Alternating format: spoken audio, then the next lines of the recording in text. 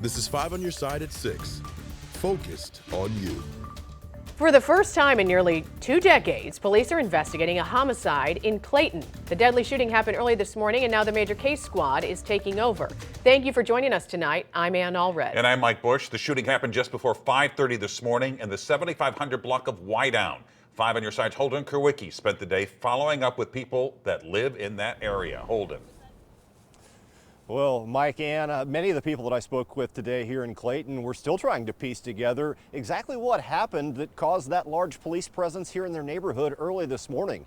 They were shocked to find out that the police were investigating a potential homicide because it had been years since a murder occurred here in Clayton.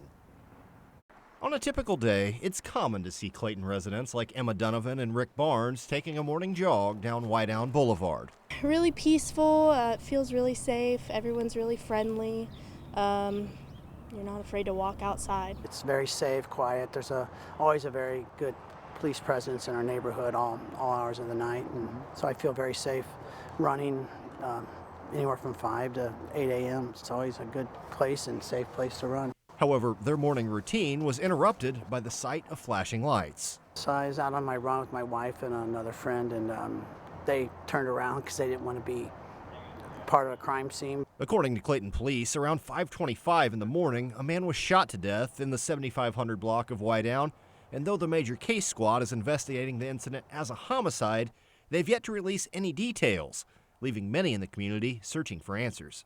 Just to hear that maybe the person hasn't been caught yet, or they don't really know the motives behind what happened, so that's a little concerning. Well, it all depends on what it was about, whether it was domestic or a robbery. So I'm a little more concerned with a carjacking or robbery. You think of somebody going to work at 5 a.m. and so that's what concerns me. As the major case squad continues searching for clues in the case, those that live in this Clayton neighborhood say it's a reminder to keep an eye out on the surroundings. We joined some Facebook groups this morning, so just to keep in touch with everyone. Feels pretty safe when they're walking in the neighborhood, but I mean, maybe it's just a little reality check to look out for yourself and make sure you're being safe when you're out and about. But it's still a very safe neighborhood overall. According to Clayton police, this is the first homicide in Clayton since 2006. If you were in this area of the 7500 block of Wydown early this morning and saw anything out of the ordinary, you're being asked to call the major case squad. You can do that, but find the information how to contact them on KSDK.com. Reporting live in Clayton, Holden Kerwicki, 5 on Your Side. Now to a developing story in St. Louis County. Police are investigating human remains found in one of the county's largest and most popular parks. 5 on Your Side's Diamond Palmer has been at Creve Coeur Lake Memorial Park all day. So I assume there were a lot of park goers out there, Diamond, because it was a beautiful day. And what are the police saying? And that's right. There were tons of park goers today, and Maryland Heights Police Department is saying they are currently conducting a death investigation in the area of the boathouse of the park. And when I spoke to park goers today, they were here when that investigation started, and they say it's all very shocking. I love this park. It's so beautiful to come out here. So I'm really, very shocked about what happened. Patricia Stewart comes to Creve Coeur Lake Memorial Park several times a week to exercise with her friend. She was surprised to hear what happened Sunday when Maryland Heights police found human remains in the boathouse area.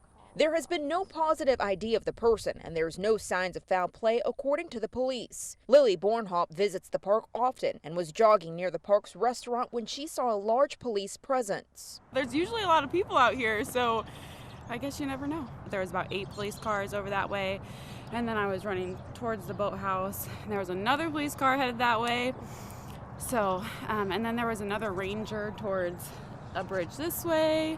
So there was a lot of patrol out yesterday. The death investigation comes months after a 67-year-old man was reported missing after his car was found at the park in July. In August, police revealed an extensive search of the man had been unsuccessful. Maryland Heights police have yet to say if there's a connection between this summer's search and the human remains. Paulette Stith says the recent news does make her worried to visit the park when it's not light outside. She worries about the high concentration of wooded areas. I'm not going to do evenings, but it makes me feel a little apprehensive, but I'm going to keep coming.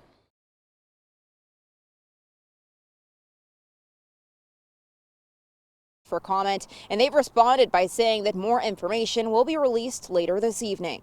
Reporting live here in Maryland Heights, Diamond Palmer, 5 on your side. St. Charles County Council will vote on a resolution on whether or not to support Latino immigrants coming to the St. Louis region.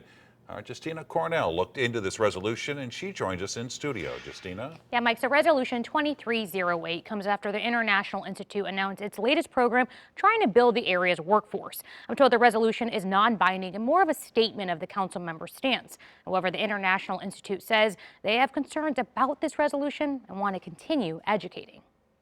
We are seeing a decline in our population in the city. That's why the International Institute came up with the Latino Outreach Initiative. The goal of our initiative is to bring people who are here in the United States legally and have the ability to work so that we could reignite the workforce in this region. The organization's president and CEO, Areo Benson, said the goal is to work with President Biden's humanitarian parole program.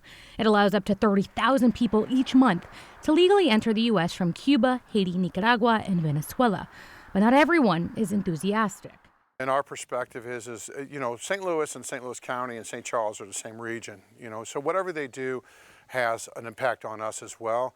Concerned with the influx of folks and concerned with not following the immigration laws. St. Charles County Councilman Joe Brazel says that's why 4 county council members, including himself, wrote up a resolution denouncing this program. If they're going to do this, why is it limited to 4 groups? And the 4 groups that it's limited to are mostly countries that have cartels and stuff. I do not trust the Biden administration. I want to trust that this program is being vetted properly. It's a shock to the system when we are already way below where we're supposed to be on the numbers of police and law enforcement. Benson worries about this pushback and plans to push their message forward. I think it is largely misunderstood, and we're particularly concerned about this, especially as we didn't see this similar reaction when the Ukrainians were sponsored into the region. Now, I did ask Brazel about the private sponsorship for Ukrainians. He said they didn't get involved then because it's just now they're finally having more information about this program. But he said the same rule applies. Now, tonight's meeting is at 7, and the International Institute plans to be there.